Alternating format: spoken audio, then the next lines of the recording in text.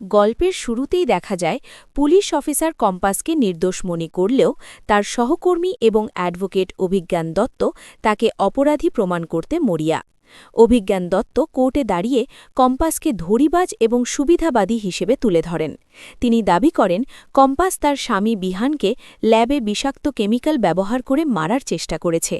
এই বিয়েটি জোর করে হওয়ায় কম্পাস বিহানকে মেনে নিতে পারেনি।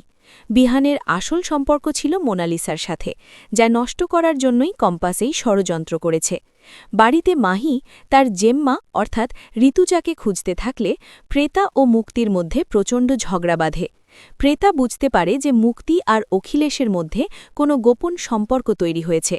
অখিলেশ সরাসরি ঋতুজার ওপর থেকে সমস্ত দায়িত্ব কেড়ে নিয়ে মুক্তিকে বাড়ির সর্বেসর্বা ঘোষণা করে। প্রেতা প্রতিবাদ করলে অখিলেশ তাকেও বাড়ি থেকে বের করে দেওয়ার হুমকি দেয়।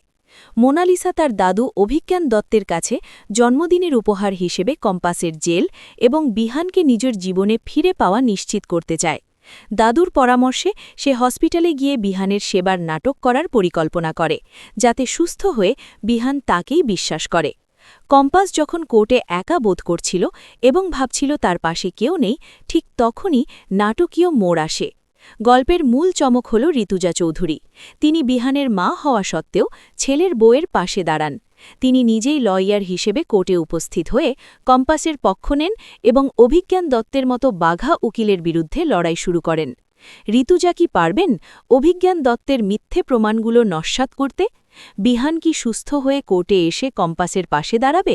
অখিলেশ আর মুক্তির সম্পর্কের আসল রূপ কি সবার সামনে আসবে?